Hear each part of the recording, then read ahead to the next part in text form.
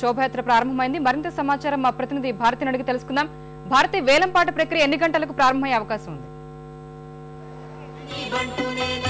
స్వప్న, ఆది వినాయకుడిగా పేరుగాంచిన బాలాపూర్ గణపతి కొద్దిసేపటి క్రితమే ఊరేగింపు యాత్ర బయలుదేరింది.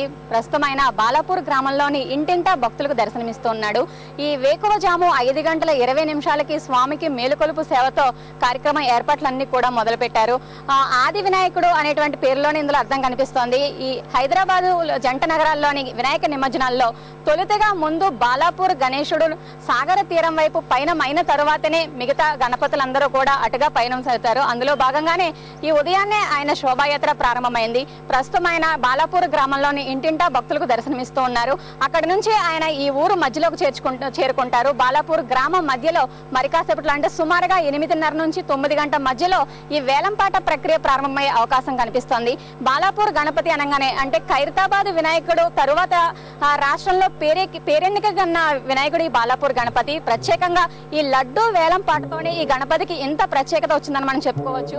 1994 సంవత్సరంలో తొలిసారిగా ఇక్కడ స్వామికి పెట్టిన లడ్డూను వేలం వేసేటువంటి ఒక ప్రక్రియను ప్రారంభించారు. ఆ రోజు 450 రూపాయలతో ప్రారంభమైన ఈ లడ్డూ వేలంపాట ప్రక్రియ గత ఏడాది చూస్తే 5,45,000కు చేరుకుంది. రికార్డు స్థాయిలో ఈ ధర పలుకుతుంది. మరి ఈసారి ఆ ధర ఎంత పలుకుతుంది, ఎవరు కైవసం చేసుకున్నటువంటి అంశంపైన ప్రస్తుతం ఉత్కంఠ నెలకొని ఉంది.